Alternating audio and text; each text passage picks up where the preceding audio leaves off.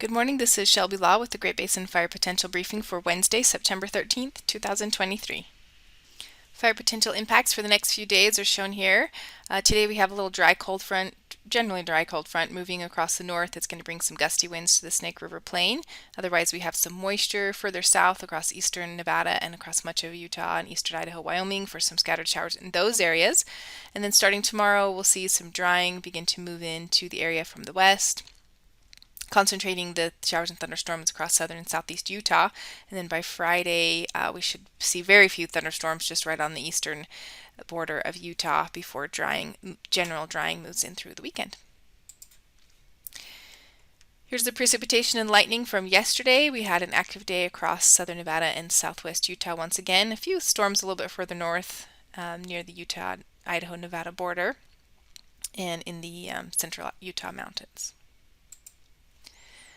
Initial attack activity was fairly light with 7 fires for 9.5 acres and no growth on our large fires. Precipitation for the past 7 days is shown here. It hasn't been a particularly dry week, although there are some areas out there that haven't received much precip, including the Snake River Plain, southeast Utah, and southern Nevada, with scattered showers in other areas across the basin, and even some areas over 600% of normal precip for the time of year. Here we're looking at our fire danger percentiles with the ERC. Those values are still pretty much all below the 50th percentile except for this one station in eastern Utah. Some of the stations are on a downward trend in Utah where the precipitation has moved in, and kind of a mixed bag elsewhere.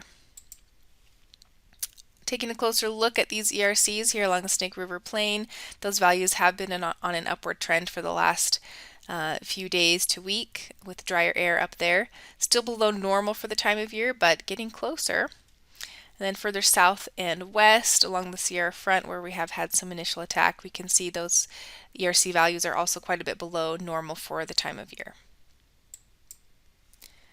This morning's satellite imagery shows that quick-moving little trough moving through Idaho today. That will bring increased winds along the Snake River Plain and will enhance a little bit of precip there in Idaho. We also still have some moisture in place over Utah and Nevada for those showers and thunderstorms kicking off once again this afternoon. We can see the drier air already beginning to move into portions of the western U.S. So again, for this afternoon, we're expecting showers and thunderstorms over portions of central and southeast Nevada, Utah, and up into eastern Idaho, western Wyoming. Again, a closer look at what those precipitation totals might look like. Again, fairly light, but might be locally heavy amounts. Let's see here, maybe 1/10 to 2/10 in some areas. And then here on the right, we're looking at our afternoon gusts. Looks like the strongest winds are going to be along the Snake River Plain with gusts up to 25-30 miles an hour or so. On Thursday, the high pressure builds right back in across the western U.S. as that low drops a little bit further south into southeast Utah. So we will continue to see showers and thunderstorms mainly over southern and southeast Utah on Thursday with drier air across the west. Again, a closer look here, some showers and thunderstorms remaining in Utah and southern Nevada on Thursday. Minimum relative humidities remain elevated across the east, but we see that drier air in place over northwest Nevada. On Friday, the ridge builds further eastward, kicking off that low for generally dry and warming conditions.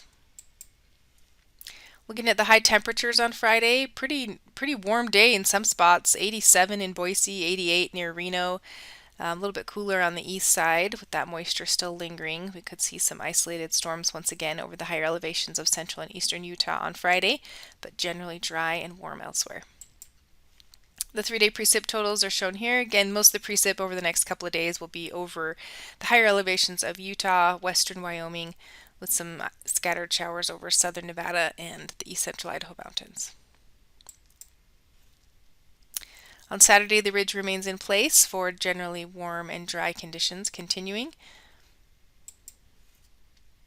And more of the same is expected on Sunday. There's a little bit of moisture wrapping around the periphery of that ridge, which could result in a few isolated storms along far western Nevada, but generally warm and dry across the geographic area. Then on Monday, and as we head into the first part of next week, there is a pretty good low pressure system moving into the Pacific Northwest that will break down that upper ridge. We should expect to see cooler temperatures and some winds really picking up across much of the geographic area on Monday ahead of that low. That low continues to move through the Great Basin on Tuesday for a pretty good drop in temperatures and some showers showers to the central Idaho Mountains, western Wyoming, and even moving into Utah by Tuesday. Winds are still going to be strong winds are still going to be in the forecast for Tuesday with that low. And the 7-day precip totals here, we can see as that low moves through early next week, Monday into Tuesday, precipitation will come to the central Idaho Mountains, northern Nevada, and then maybe be a little bit enhanced by Wednesday into Utah. The extended forecast for September 20th through the 26th is calling for below normal temperatures across our southern portions and near normal a little bit further north and east. And then we have above normal chances for precipitation into that third week of November. And that concludes today's fire potential briefing. Please check back tomorrow for the latest updates.